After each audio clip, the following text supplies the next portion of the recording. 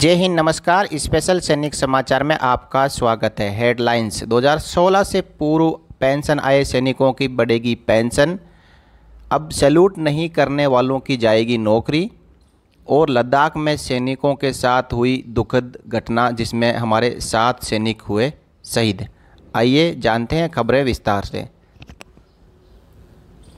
सबसे पहले खबर है कि 2016 से पहले आए हुए पूर्व सैनिकों की पेंशन में अब होगी बढ़ोतरी।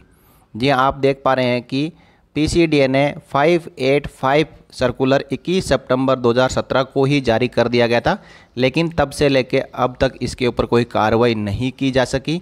लेकिन अब 25 अक्टूबर 2021 को एक परिपत्र जारी करके सभी रिकॉर्ड ऑफिस से 2016 से पूर्व पेंशन आए सैनिकों का डाटा मांगा गया है और जल्द इनकी पेंशन में बढ़ोतरी की जाएगी।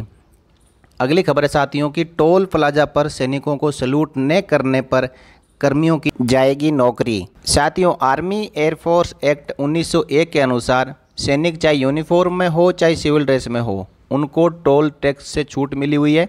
और NHAI national highway authority of India द्वारा एक सर्कुलर जारी किया गया था जिसमें ये बताया गया था कि सैनिकों के काफिले या सिंगल किसी भी टोल प्लाजा से गुजरने पर वहाँ के जो टोल कर्मी हैं उनके द्वारा सैनिकों को सैल्यूट किया जाएगा।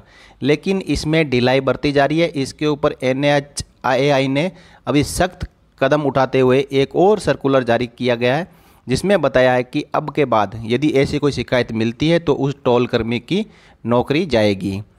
अगली खबर देखिए साथियों, आप अपनी स्क्रीन पर देख रहे हो एक दुखद बस घटना हुई है जिसमें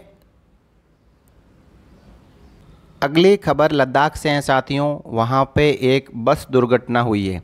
ये बस सेना के 26 जवानों को उनकी ड्यूटी स्टेशन पर लेके जा रही थी। ये सभी जवान छुट्टी काट के अपने अपने यूनिट में रिपोर्ट करने के लिए जा रहे थे, लेकिन कारणवश ये बस खाई में गिर गई।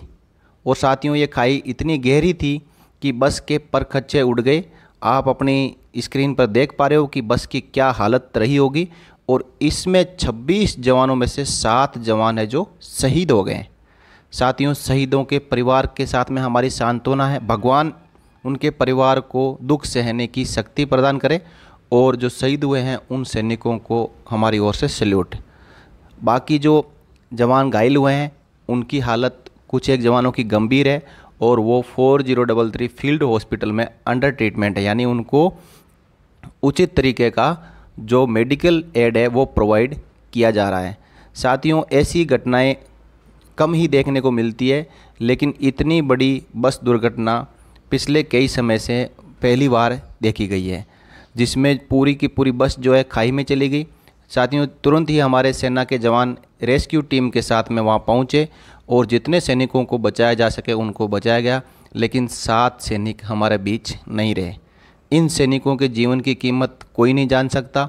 सैनिक यदि एक्टिव वॉर के टाइम पे शहीद होता है तो उसके जो जीवन की है कीमत असली कीमत होती है, लेकिन ऐसी दुर्घटनाओं के कारण यदि एक सैनिक हमारे बीच में ना रहे तो ये दुख की बात है। इस पे सोचने की ज़रूरत है, इंफ्रास्ट्रक्चर को डेवलपमेंट करने की ज़रूरत है। और ये जो सिविल बसें हैं इनके ऊपर जो ड्राइवर होता है उनके ऊपर भरोसे की भी बात है।